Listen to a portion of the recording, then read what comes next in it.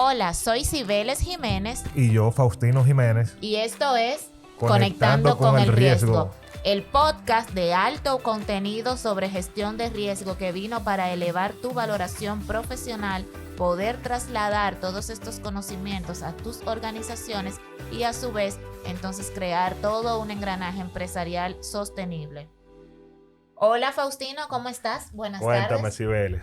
Otra ¿Todo vez, bien? otra entrega más de Conectando con el Riesgo. Cibeles, pues te cuento que hoy tenemos un invitado súper especial, igual como tenemos acostumbrado a todos nuestros oyentes. Se trata de Isaac García Merino, que es especialista en omnicanalidad y transformación digital de las empresas desde un punto de vista estratégico. Tiene experiencia asesorando un sinnúmero de empresas locales, internacionales. Es profesor de Varna en temas de marketing digital y omnicanalidad. Y en sí, es una voz autorizada para hablar del tema de riesgo de la transformación digital. Muchas gracias, de verdad. Encantadísimo estar aquí con vosotros. Bienvenido, Isaac. Bienvenido, Isaac. Gracias. Entonces, Isaac, dime algo, ¿de qué vamos a hablar hoy? Vamos a hablar un poquito de los riesgos que tienen las pymes cuando deciden hacer transformación digital.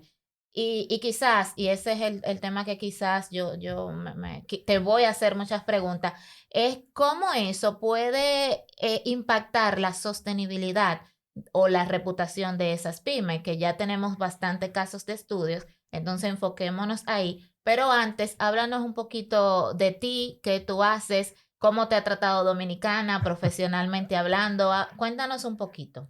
Muchas gracias, Cibeles. Bueno, pues llevo ya más de 7 años. Llegué al país en 2014, principios de 2014, traído de la mano de una marca que es conocida en el mercado, gustazos.com, y llegué a dirigirla unos años después, ¿no? Y actualmente pues soy consultor, tengo mi propia consultora, trabajo también con partners, con otras consultoras locales e internacionales. Y me dedico en pleno, como bien decía en la presentación, a ese proceso de poder digitalizar las empresas y especialmente las pequeñas empresas, ¿no? Las MIPYMES y los profesionales libres, inclusive, que también son una parte Claro. importante del mercado, ¿no? También son sujetos a transformación. Exacto. Ese público independiente, ese empresario independiente. Así mismo, es muy importante para ellos comprender, ¿no? Porque las empresas tienen normalmente, ¿no?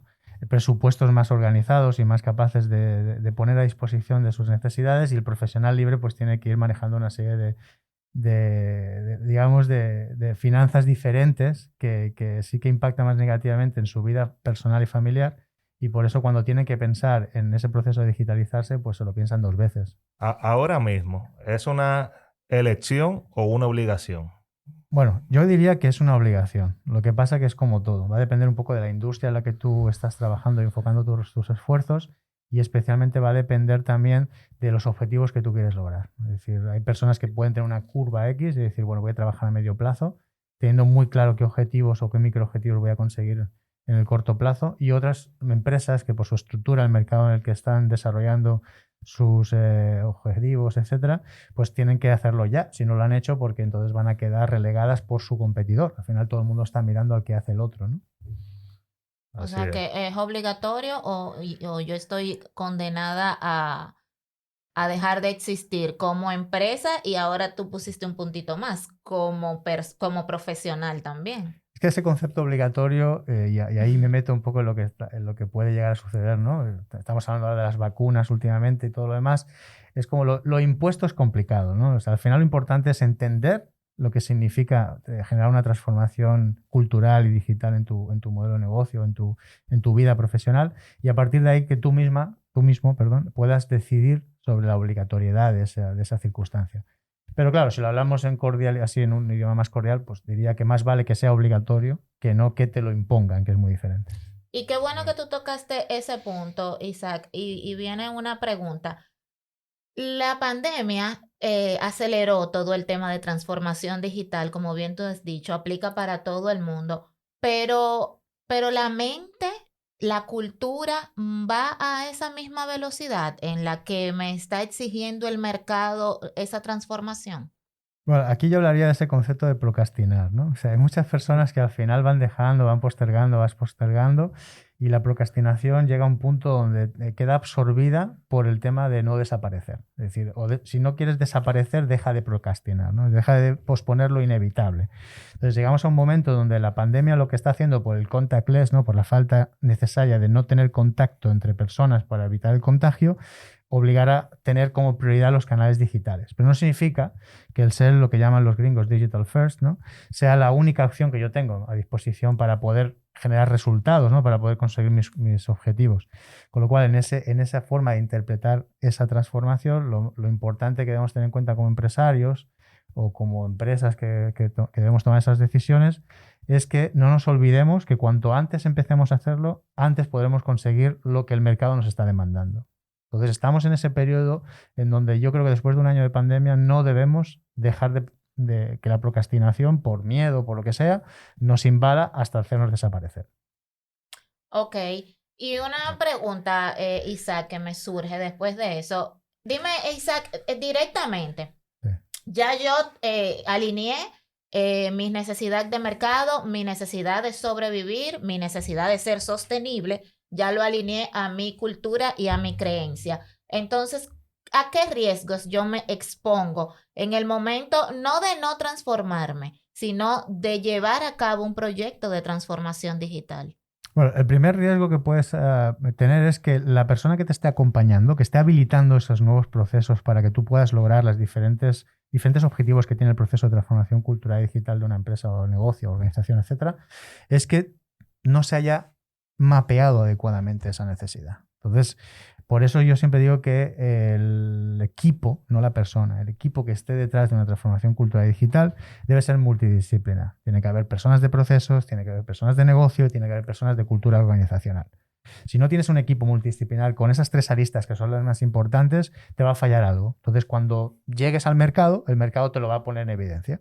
Te van a poner en evidencia que tu cultura no ha llegado al paso necesario, te va a poner en evidencia que la tecnología que has elegido no consigue los resultados que tú esperabas, o te va a poner en evidencia que el negocio tambalea como si no hubieras entrado en una transformación real.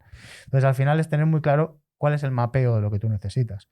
Hay algún tipo de organización empresarial o empresas que en función de su estructura, dimensión, necesidades o si son organismos locales o internacionales que requieren de un empujón mucho más fuerte en alguna parte, ¿no? Es decir, bueno, vamos a empezar con procesos, ¿no? Porque entendemos que es lo más importante. Vamos a empezar con cultura porque es un modelo de negocio muy tradicional, ¿no? Ahí ya es donde tú puedes decir cuál es el kickoff más importante, ¿no? Aunque mi consejo siempre es ir de la mano, es algo muy transversal. Entonces, si tú lo tienes desde el punto de vista transversal, vas a ser mucho más eficaz cuando pongas en esa puesta en marcha la transformación y el eje que tú vas a generar para lograr los resultados que tú quieres. Porque al final estamos hablando del mundo de los negocios, es el resultado de lo que tú quieres. Para empujar esa transformación al interno de una organización, de una pyme, ¿qué es lo recomendable? ¿Qué dicen la buena práctica? ¿Tener un especialista dentro de la empresa que lo empuje desde adentro? ¿O desplegar acciones transversales donde cada área, digamos, de las tradicionales que tiene una empresa, empujen la transformación? Bueno, al final lo importante en este caso es decir, si hemos tomado la decisión de someternos a ese proceso de transformación, tiene que haber un equipo especialista que nos acompañe al principio, que genere el esquema, ¿no? El mapeo, el levantamiento de la información, la estructura, la estrategia y la concienciación del equipo que va a estar liderando posteriormente todo ese proceso de ejecución. Entonces es un primer estadio de especialistas que acompañan a crear todo transversalmente y después habilitar, empoderar, formar, capacitar, etcétera, al equipo que lo va a tener que desarrollar durante el resto de tiempo marcado, ¿no? De los objetivos. Pero evidentemente, quien va a pilotar el barco va a ser el equipo interno. Lo que va a hacer el equipo habilitador de la transformación va a ser hacer que ese barco se ponga en la ruta necesaria, claro, y que se pongan las aguas necesarias, ¿no? Por decirlo así como un ejemplo marítimo. Sí, muy, muy interesante tu comentario, porque muchas veces creemos que con contratar a alguien que nos maneje el proyecto, con decir cuánto es y hacer la inversión, pues ya estamos haciendo esa transformación digital. Y si no logramos combinar, digamos, la estrategia o las decisiones del directorio con esa inversión y con ese equipo externo que nos está pilotando ese proyecto, pues muy probablemente nuestro proyecto, nuestro cambio, nuestra transformación digital no llegue a buen puerto. O sea que me encantó el cómo lo enfocaste. Pero otra cosa, Isaac, que me surge así hablando de nuestra conversación. Ya tenemos para ir por pasito, ya cambiamos la cultura, ya llevamos el proyecto, pero el entorno empresarial, la industria, el gobierno, el país, hablando ya localmente, también está preparado en esa transformación digital que nos llegó tan aceleradamente. Ya se cimentaron las bases, tenemos políticas, tenemos programas de apoyo, tenemos, no sé, campañas que promuevan esa transformación dentro de las pymes.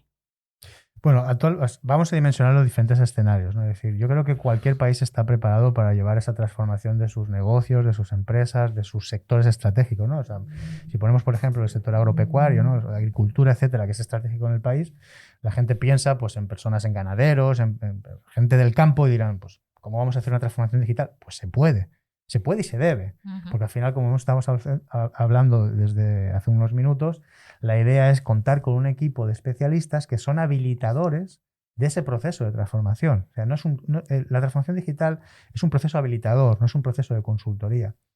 No es la metodología de waterfall no, esto es un proceso habilitador que funciona con metodologías ágiles, que funciona con equipos multidisciplinares, que funciona con un mindset, con una forma de ver las cosas, con unos marcos de trabajos predefinidos. Pero el equipo especialista es el que define cuál es la metodología para cada sector, industria o whatever, cuál es el marco de trabajo y una vez que lo tiene configurado pone al equipo a trabajar sobre esos escenarios. Entonces yo creo que el país está preparado de base porque este tipo de habilitación y la transformación es necesaria para poder estar al nivel que requiere la pandemia, ¿no? Y la economía que tenemos actualmente, que es una economía digital, es una economía de la experiencia y que nos está empujando a tener en cuenta esos procesos de cambio, ¿no? Pero sí que hay una fricción, que es que cuanto más tradicional es el modelo de negocio, más fricción genera, más crisis interna puede generar y más requiere de algunos especialistas en concreto. Entonces, si tú sabes que es un sector tradicional como es el ganadero, agropecuario, agricultor, etcétera, pon personas que puedan de alguna forma impactar más adecuadamente en la mentalidad de los que dirigen esos negocios.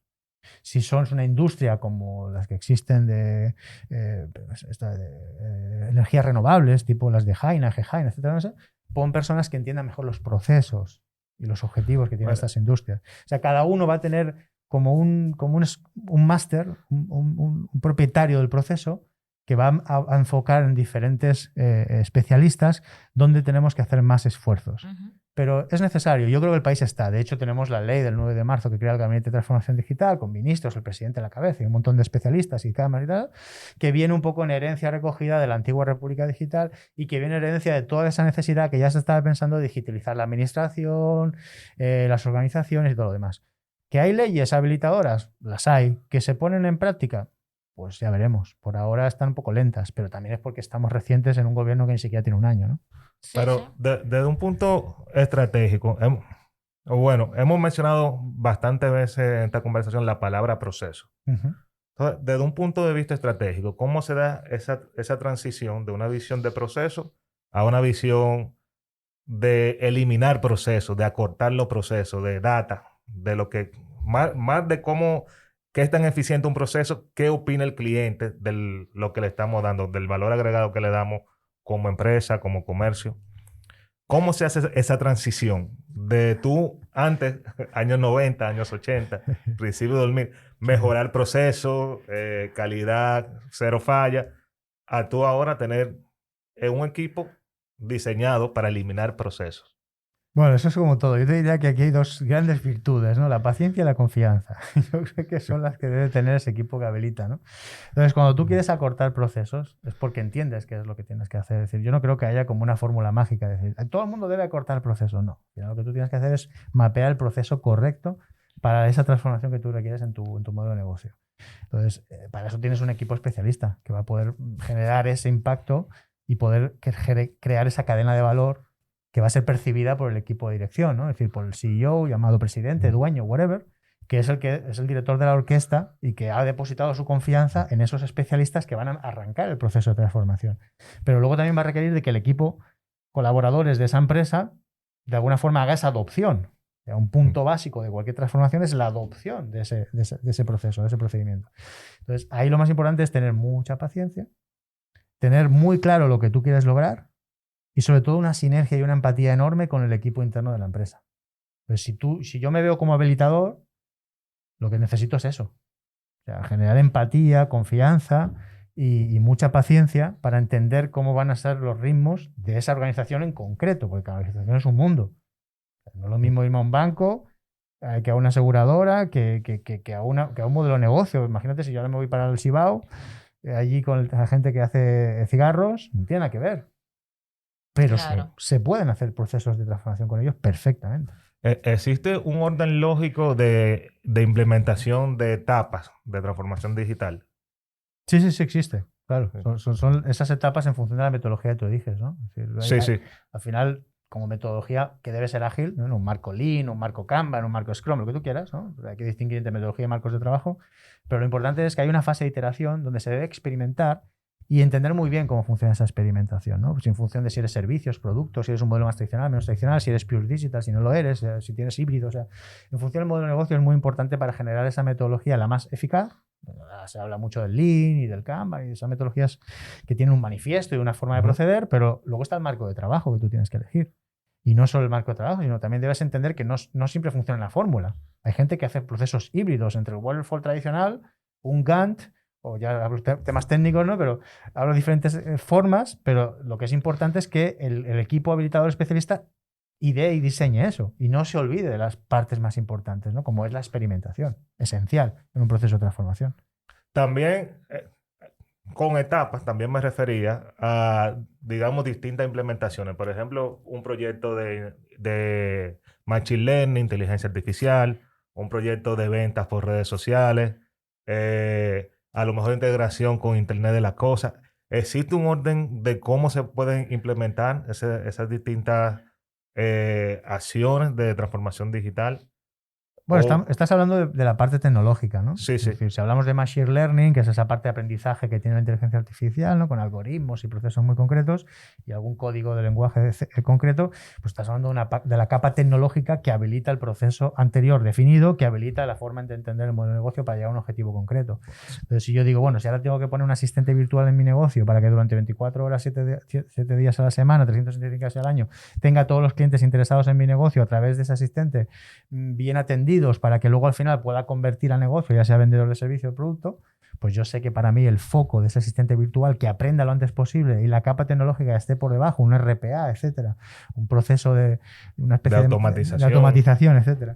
Que lo ponga ahí es porque yo he definido previamente que según mi modelo de negocio, tener un asistente virtual es esencial para lograr mi objetivo. Pero claro, debo rotar hacia alrededor del asistente al resto de departamentos. Producción, logística, mercadeo, comunicación, ventas, dirección, etcétera. O sea, ese RPA no puede liderarlo un departamento concreto, porque es la imagen de comunicación y de relación con el cliente. Entonces, por eso es donde los procesos de habilitación son más importantes, en entender que la tecnología que tú decidas que va a ayudarte a conseguir los objetivos en el proceso de transformación debe estar implicada toda la empresa. Y es lo que a veces nos olvidamos. Se lo dejamos a los tecnólogos, se lo dejamos a los ingenieros, se lo dejamos a los que saben de maquinitas y cosas raras y nos olvidamos del resto. Está generando silos otra vez. Cuando estamos hablando que el proceso de transformación cultural digital es un proceso integrador y transversal. Entonces, eso es lo que suele pasar. ¿Por qué? Porque no hay alguien que le haya dicho a esa empresa que eso funciona de esa manera. Ha cogido un tecnólogo, ha comprado un producto, lo ha puesto ahí y venga. O lo que está haciendo el competidor más cercano, lo que está... eso, ¿cómo yo puedo como pyme identificar cómo empezar mi proceso dentro de lo que yo soy como empresa? No porque mi competidor está haciendo esto o aquello, yo irme o comenzar por ahí, o porque en el sector lo que se está viendo es esto, sino yo soy esto, esta es mi estrategia de aquí a 5 años. ¿Cómo yo puedo identificar cuáles son mis primeros pasos? Al final se entiende que todo negocio tiene un plan, ¿no? Un business plan, un plan de negocio, un plan de marketing, de mercadeo. Ese plan es una visión a lo que yo quiero lograr, lo que yo quiero hacer, cómo lo voy a hacer, para qué. A mí siempre me ha gustado el lienzo, ¿no? El lienzo este de Canvas. Entonces, yo creo que es lo mejor que podemos hacer para identificar lo que yo quiero hacer, ¿no? Esas 9 partes de ese lienzo Canvas es maravilloso, porque tienes un eje estratégico que es tu propuesta de valor, tu propósito, y a partir de ahí, pues dónde lo vas a estar dimensionando, cómo impacta en finanzas, cómo te va a dar ingresos, alianzas estratégicas, recursos, etcétera. El que ha visto un poco el lienzo de Canvas, y si no lo ha visto, se lo aconsejo que lo busque, hay muchas formas de entenderlo. Hay un video de hace unos años que lo explica en 10 minutos maravillosamente bien. Yo creo que esa es la mejor forma de tú entender lo que debes hacer y cómo debes hacerlo. O sea, hacerte la foto de dónde estás ahora y cómo puedes seguir creciendo como empresa, porque no nos olvidemos, si tú quieres realmente empezar con un proceso de transformación digital, es porque quieres seguir creciendo, porque quieres seguir desarrollando el mercado y porque es bueno mirar al competidor, es muy bueno mirar al competidor, pero tampoco imitarlo. Aunque bueno, siempre podemos hablar Ahí de... es mi punto. Perdón, interrupciones. Hay muchas veces que imitando al competidor hemos logrado buenos resultados. O sea, si no empecemos a entender cómo ciertos mercados internacionales, como el chino, por ejemplo, ¿no? Siempre la cultura china que ha sido de imitar el otro, de hacer lo que el otro tal, de copiar cosas para traerlas en un concepto diferente. Tener al competidor ahí está bien. Lo único que, como bien decías, Cibeles, no es cuestión de que la imitación del competidor me someta a mí a una acción en donde yo me veo impactado negativamente en mi propuesta de valor. Si yo quiero tener un eje que realmente se imponga ante mi competidor, tiene que ser un eje de diferenciación. Y como buen eje de diferenciación es una cuestión estratégica. Y la mejor forma para yo implementar esa cuestión estratégica es mirarme a través de esa herramienta que yo recomiendo, que es el lienzo de Canvas, porque rápidamente hago una foto de dónde estoy y lo que quiero lograr y cómo poder manejarlo de la mejor manera y a partir de ahí implemento mi plan. Isaac, en la transformación digital se pierden muchos perfiles profesionales por lo que hablábamos hace un momentito. Se reducen procesos, se cambia el mindset y sabemos el riesgo estratégico que hay ahí. Entonces, ¿cómo yo puedo mitigar esa parte? Ya desde el punto de vista de no perder talentos y de no el costo de oportunidad de yo mandar al mercado profesionales que yo entendí en ese momento que no eran útiles, pero que definitivamente sí son parte clave de mi negocio. A ver, al final hablábamos antes de la confianza, ¿no? Es decir, si tú tienes un grupo de colaboradores que ahora los vas a, digamos, a poner a presión o vas a generar fricciones con ellos porque vas a empezar un proceso de transformación digital, lo importante es que, por un lado, a ese equipo que te va a ayudar, le seas capaz de identificar dónde están los recursos que me van a ayudar, ¿no? O sea, dónde está ese grupo de personas que me van a ayudar, los early adopters de este proceso. Pero eso no significa discriminar a otros. Puedes generar diferentes estadios, diferentes stages, donde tú luego puedas que todos formen parte del flujo completo, porque al final es una cuestión transversal. Entonces, al igual que hay esa metodología de la persona correcta en el asiento correcto, que inventaron esta gente de iOS, ¿no? Pues entonces algo similar, ¿no? O sea, busca a esas personas correctas para tu postura correcta y vete generando diferentes estadios en el proceso para no discriminar a nadie ni nadie se siente fuera, pero también para que cada uno aporte el valor que puede dar, ¿no? Entonces, si tú tenías a un vendedor que de repente por meterle en herramientas digitales la venta no la puede hacer de la misma manera, trata de capacitarlo, de entenderlo, de dedicarle un tiempo porque estamos claros que todo el mundo es posible de ponerle un CRM delante, de entender lo que es reporting, de que use WhatsApp o herramientas de comunicación con clientes y que pueda de alguna manera, con un tiempo, un periodo, una curva de aprendizaje, entender ese proceso. Pero no hagas que esa persona pase por el tubo de lo que tú entiendes. Entonces, hay que tener como líder de una empresa a la hora de someterse a un proceso como este, que genera muchas fricciones, hay mucha confusión, requiere de sacar de dentro muchas skills soft, sobre todo, ¿no? Las skills blandas.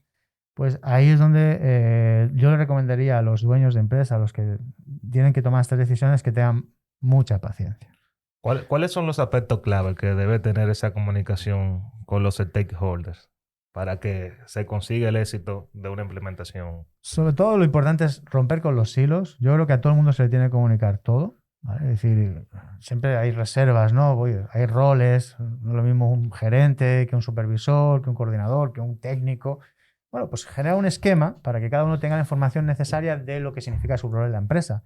Y también apóyate en personas que sepan de comunicación interna corporativa para que esas pequeñas, digamos, acciones de comunicación interna que pueden ayudar a las personas a tener paciencia, a estar implicadas, a ese sentido de pertenencia que es muy importante a la empresa, ¿no? Esa forma de culturizarlo, pues les des un respiro, una bocanada de aire al hacerlos partícipes de eso, no al discriminarlos, ¿no? Porque cuando todo empieza a cambiar y a modificar cosas, la gente enseguida entra en esa faceta de protección, ¿no? De sentirse discriminado, de sentir que no cuenta con... Amenazado, me van a echar, porque llevo 20 años en la empresa, porque yo me dedicaba a vender con mi libretita a mi mascota. Oye, en un proceso de mapeo de cualquier cosa en una empresa, hasta una mascota forma parte de un punto de contacto, de un proceso. Lo que esa persona escribe para mí vale oro. ¿Por qué si me está escribiendo lo que podría traducirse después en una herramienta de un mapa de empatía con un Customer Journey Map?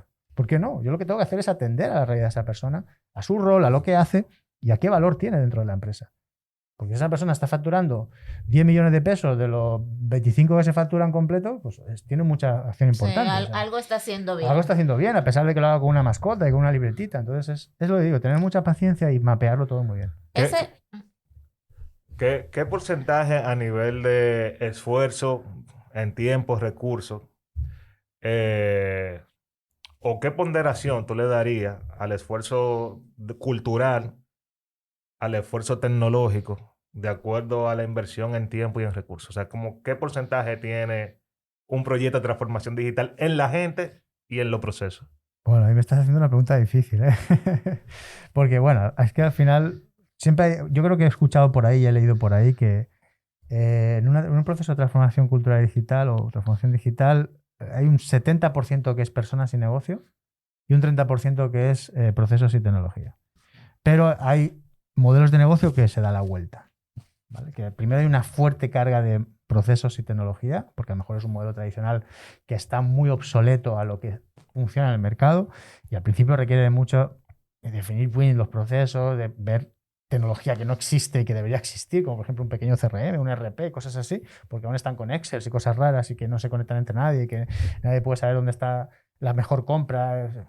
Hay muchos aspectos en la empresa.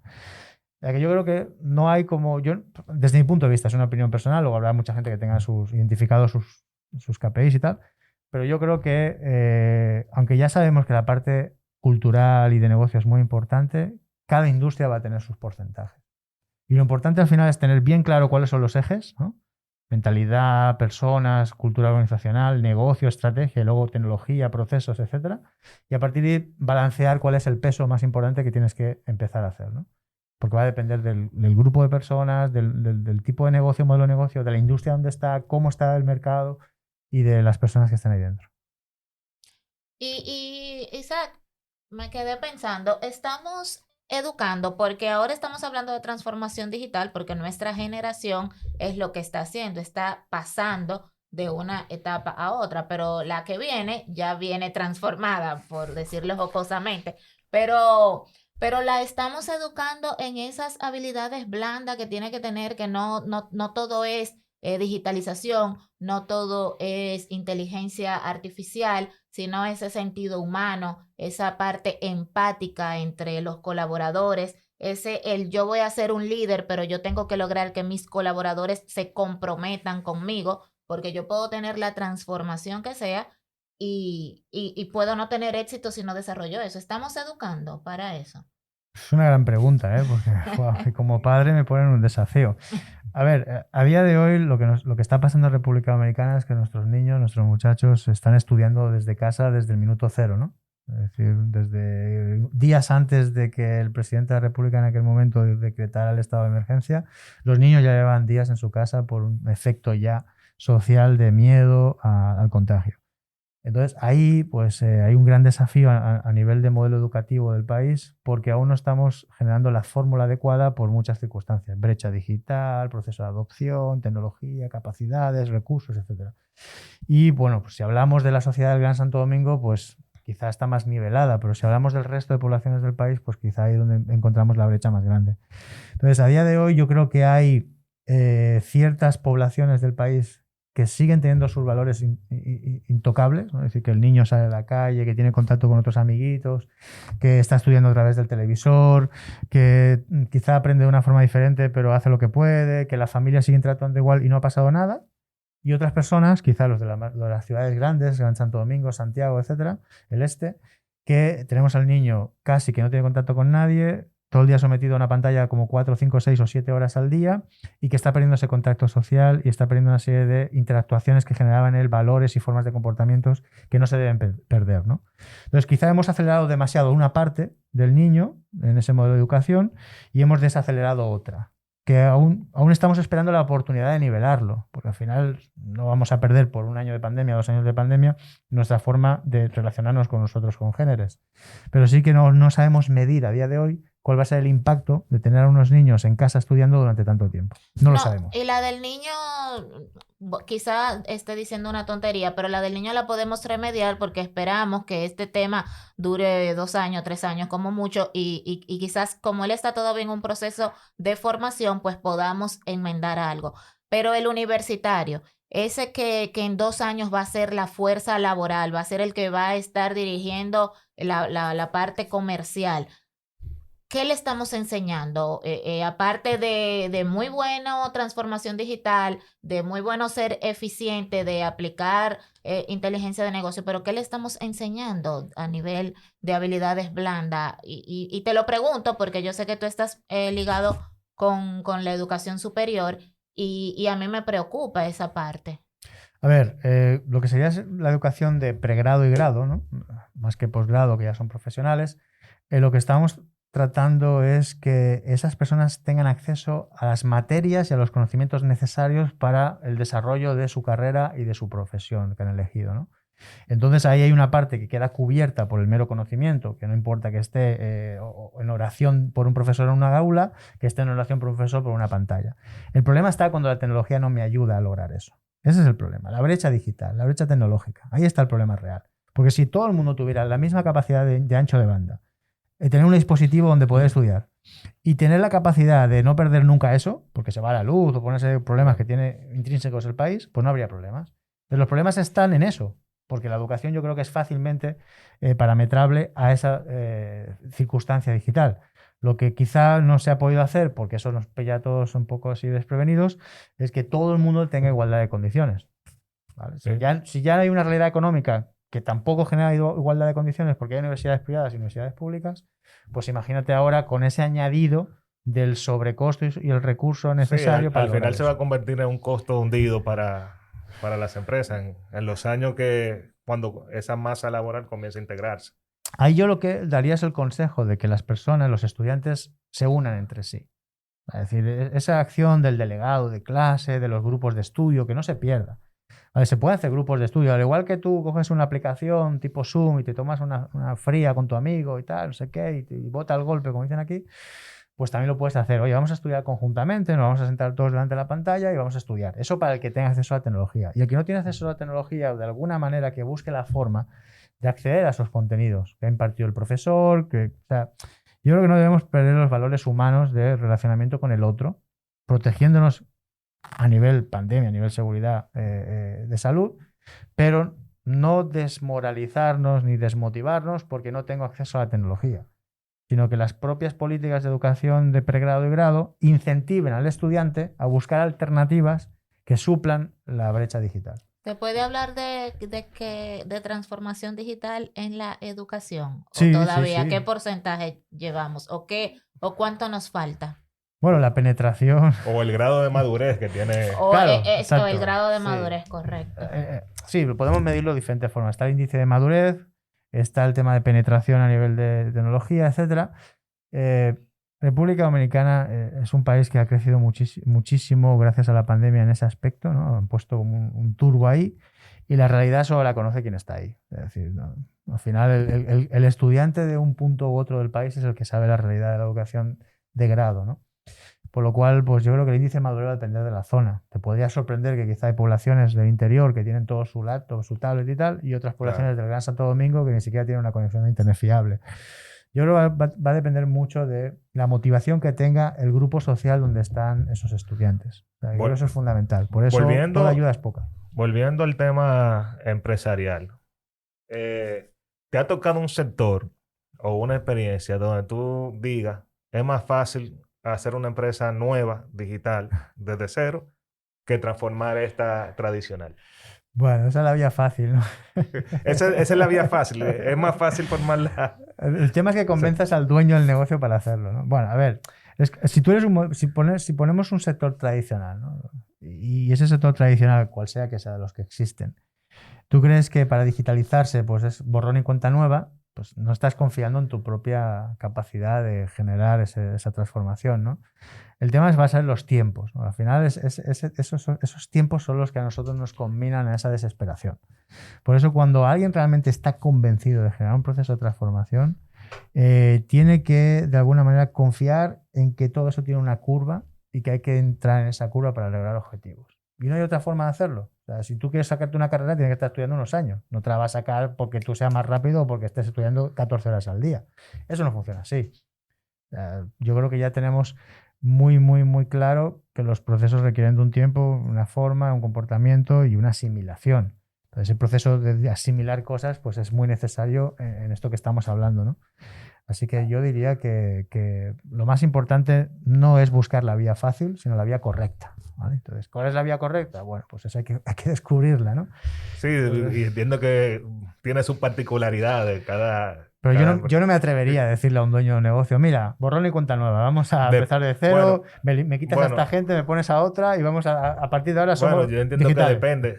Si el proceso de transformación eh, te topa en un momento donde tú estás teniendo éxito, pues obviamente vamos a mejorar lo que estamos haciendo bien. Ahora, si estás mal, hay que cambiarlo todo. Pero recuerda que los modelos de negocios se supone que tienen una propuesta de valor. Tú sabes lo que tú quieres, ¿no? Es lo que decía Simon Sinek en el Círculo de Oro, ¿no? Es decir, el por qué hago lo que hago, más que el objetivo que quiero lograr con lo que estoy haciendo, ¿no?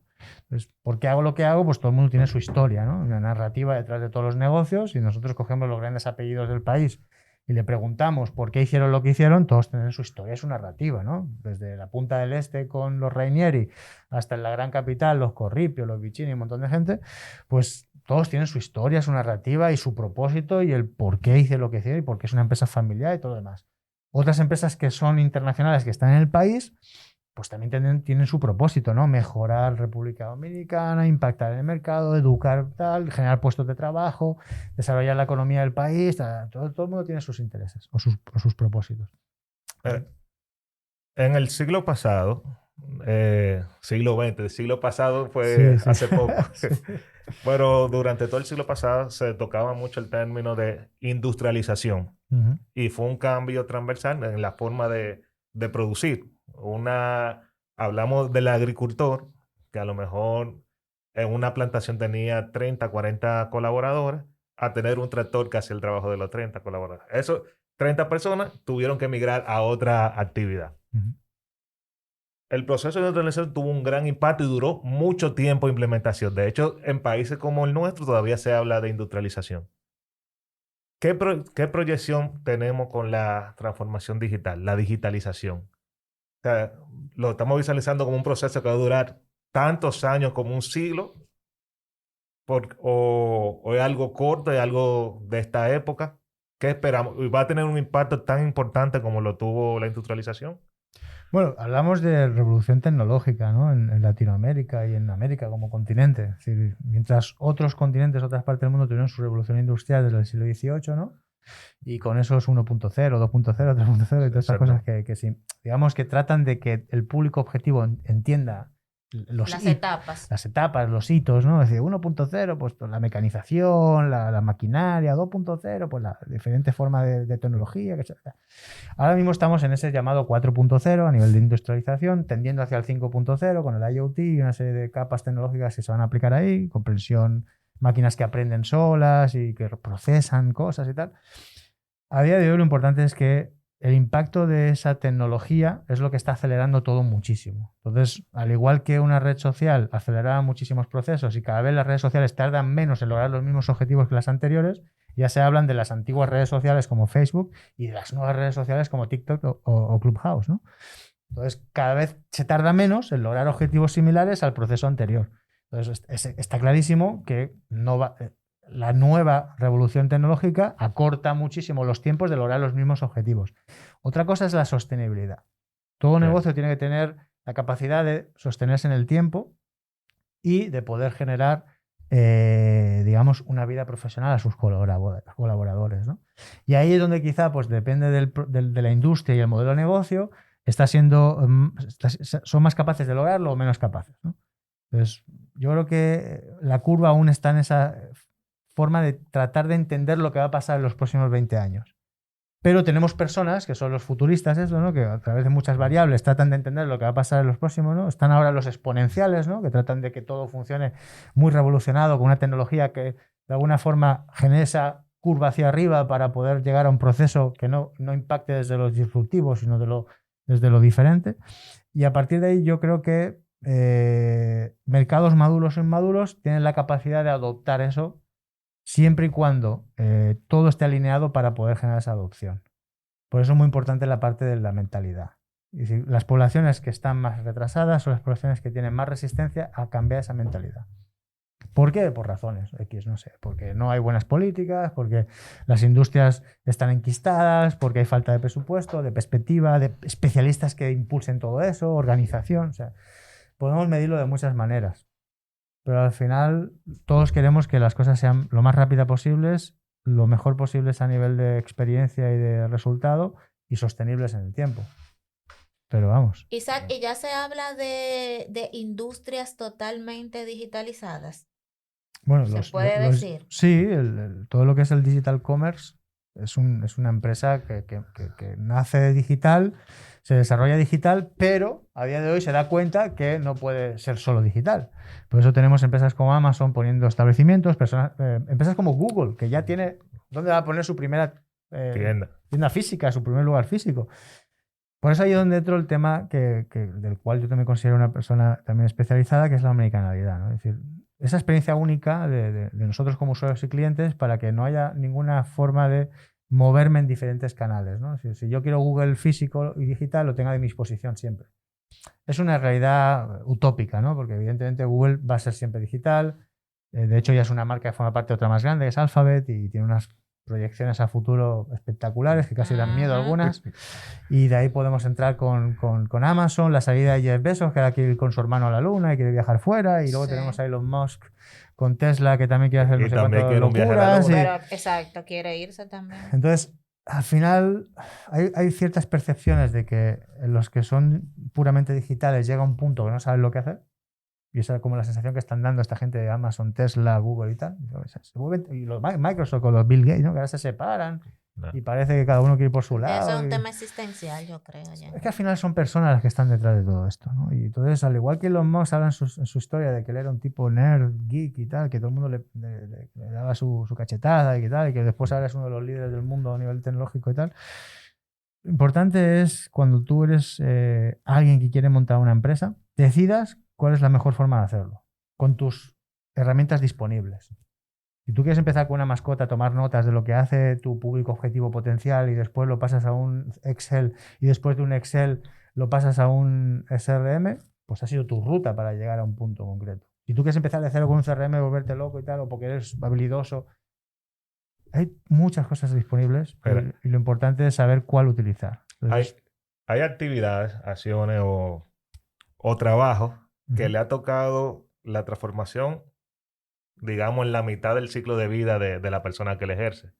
Por ejemplo, yo me pongo a pensar un fotógrafo hoy en día que hace unos años se contrataba para tomar una foto de alta calidad, un paisaje, o le pagaba una revista, un periódico por sus fotos. Ya no existe eso. Ahora mismo, cualquier teléfono móvil te hace una foto de alta calidad y también te hace con la inteligencia artificial, te quita cualquier imperfección.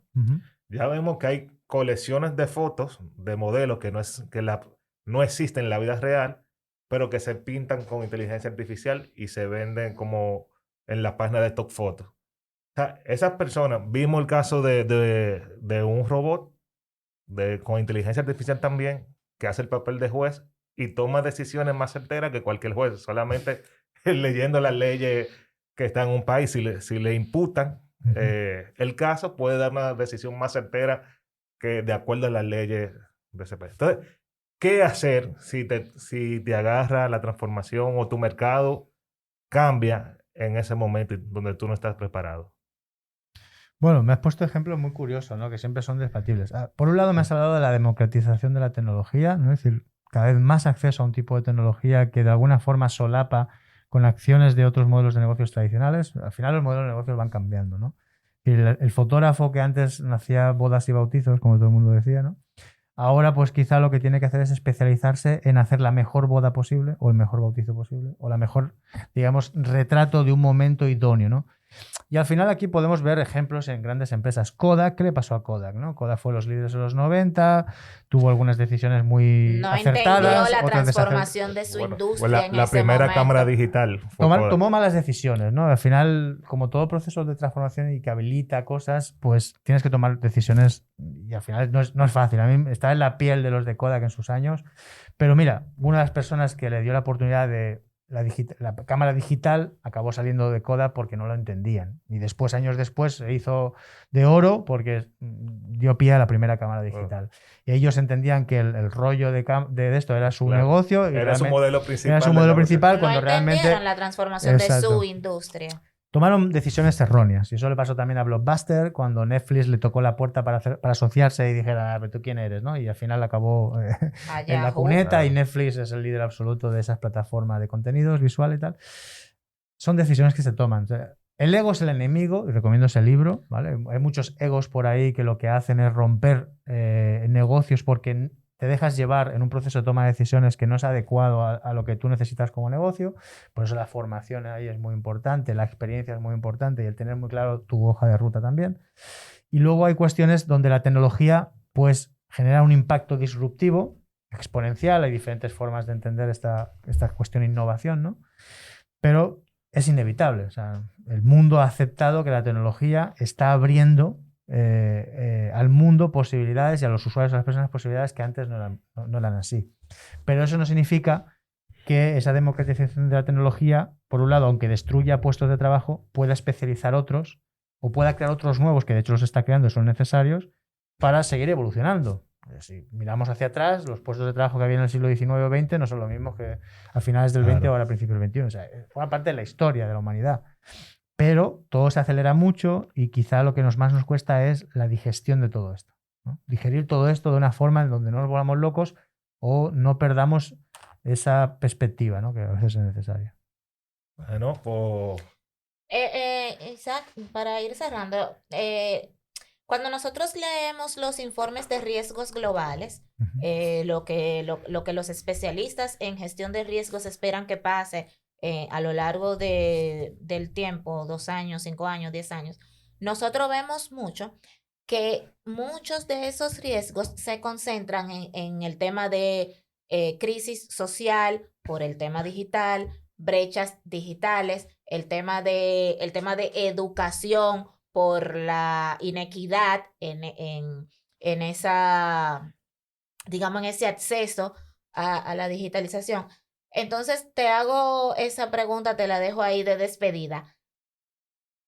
¿Nos estamos enfocando en transformarnos digitalmente y luego veremos esos riesgos o lo estamos tomando en cuenta en esos proyectos de transformación digital, esos potenciales riesgos que yo estoy generando con mi transformación, no los de mi empresa al transformarse, los que yo estoy generando con esa transformación? Bueno, como todo proceso que habilita una realidad diferente, ¿no? Que puedo controlar más o menos, que tiene un propósito, que tiene digamos, una forma de entender la realidad, el riesgo es como la seguridad. Nada es 100% y el riesgo siempre va a estar presente. El tema es la capacidad que tú tengas de asumir esos riesgos, ¿no? De cómo tú los mides, los mapeas, los pones en una herramienta que te haga sentido para ir controlándolos, ¿no? Que es el tema del compliance y estas herramientas que hay de mapeo de los riesgos, de tener en cuenta, de cumplir la ley, de cumplir ciertas cuestiones. El riesgo forma parte de nuestra vida. El tema está en cómo tú puedas adoptar la capacidad de entender cuál es el riesgo al que tú te ves en un proceso concreto. Y el que yo estoy generando. O claro, sea... tú generas, al igual que nosotros generamos residuos y generamos muchas cosas, podemos crear una realidad de más riesgos, y eso lo podemos ver muy claramente en la seguridad en Internet, ¿no? La ciberseguridad y todo lo demás, correcto, donde nos estamos olvidando de esa pata. Todo el mundo habla de negocio, cultura, personas, ¿eh? Oye, pero señores, todo esto debe protegerse. Y que tú ahora mismo pongas información confidencial de tu empresa a disposición de un servidor, requiere protocolos de seguridad porque hay un riesgo implícito de que esa seguridad pueda verse afectada. Y ha pasado, ¿no? Mírense los casos de Cambridge con Facebook, gobiernos atacados por ciberataques. Recientemente ha sido atacado no sé qué gobierno, que lo leía estos días atrás. O sea, una cosa increíble. Entonces, los riesgos los generamos desde que, como el aleteo de la mariposa, ¿no? El aleteo de la mariposa de una punta genera un huracán en otra. El riesgo siempre está ahí. Y cualquier proceso nuevo que cree una realidad nueva genera un riesgo nuevo, porque es inherente, ¿no? Entonces, lo importante ahí es la consciencia de lo que tú haces. Y si tú cruzas una calle, tienes que ser consciente de que pasan vehículos, de que puedes tal, de que puede haber un semáforo, ¿no? O sea, tú calculas una serie de riesgos para tomar una decisión. Claro, tú no puedes calcular lo que no sabes. Entonces, ahí es cuando tú requieres de asistirte de los especialistas del riesgo. O sea, que tú entiendes que en todo proyecto de transformación digital debe de haber un gestor de riesgo en el equipo, siendo parte de ese cambio. A ver, va a depender de la empresa. Es decir, si tú cuando generas un proceso de transformación, sabes que ese proceso de transformación tiene protocolos que impactan sobre el riesgo del control de cualquier cosa, tiene que haber alguien que observe eso. A veces es el propio dueño, que es el que conoce de pe a pa todo el negocio y ya él calcula los riesgos y los pone en el plan, en lo que sea. A veces es un especialista porque es una empresa gigantesca, necesita su unidad, su equipo de riesgo. O sea, al final lo importante es que ese aspecto que tú debes controlar, saber y llevarte tenga la forma de entenderse y ponerse en cautela, o ponerse en práctica, o ponerse en la mira para evitar que impacte negativamente. Porque hay riesgos que impactan positivamente y hay riesgos que impactan negativamente. Claro. Entonces, yo creo que lo importante es que los que toman decisiones lo tengan claro. Y ahí ya las figuras son muchas, ¿no? Dueño de negocio, especialistas del riesgo, consultores del riesgo, equipos que forman parte del proceso grande de transformación, donde hay un equipo que mapea el riesgo, porque imagínate, estamos, no sé, imaginaros el mundo de la salud clínica, donde hay toda esa información confidencial, ¿no? Y ahora mismo tenemos la telemedicina. Imagínate que alguien que está en un proceso de una empresa de telemedicina se roba los datos y entonces los venden por ahí en el mercado. O sea, señor, si usted se va a dedicar a la telemedicina, tiene un riesgo muy grande porque de repente abre un canal que no es lo mismo a la relación médico-paciente personal, que lo que se habla queda ahí, a no ser que te espíen con una serie de micrófonos, que no es lo mismo que abrirlo en un canal, que por mucho que esté protegido, genera un riesgo diferente. Así es. Entonces, eso va a pasar en todo, ¿no? O sea, todo lo que es abrir una nueva realidad genera un nuevo riesgo. Isaac, muchas gracias por A ustedes. acompañarnos. De Genial. verdad, fue un placer. Encantadísimo, de verdad. Gracias a Genial, ustedes. Isaac. De Muchas verdad, gracias. agradecido por ese despliegue de conocimiento que hemos tenido el día de hoy de un tema tan en boga y tan importante para la subsistencia, la supervivencia. Bueno, yo encantadísimo estar aquí con ustedes, conectando con el riesgo, y ha sido un placer, de verdad que gracias a vuestras preguntas y vuestro enfoque hemos tenido esta conversación tan agradable y encantadísimo de estar aquí. Y quiero que sepa que desde el día 1 Isaac ha dado todo el apoyo a Conectando con el Riesgo ahí totalmente. Gracias. No, porque vi claro el valor que está aportando el podcast y la marca y los canales que se están trabajando temas muy importantes, y no podía perder la oportunidad de aportar ese granito de arena, ¿no? Y desearles mucho éxito, de verdad que sí. Gracias. Muchas gracias, a la orden. Esta es tu Encantado. casa. Gracias, hasta luego. Gracias por acompañarnos en un nuevo episodio de Conectando con el Riesgo. Cualquier consulta nos la pueden hacer llegar a nuestro correo conectandoconelriesgo@gmail.com, en redes sociales, en Instagram, Conectando con el Riesgo, y en Twitter, Conecta con el Riesgo. Y recuerden que nos pueden escuchar en todas las plataformas para podcast como Spotify, TuneIn, iPodcast, Google Podcast y también en nuestro canal de YouTube.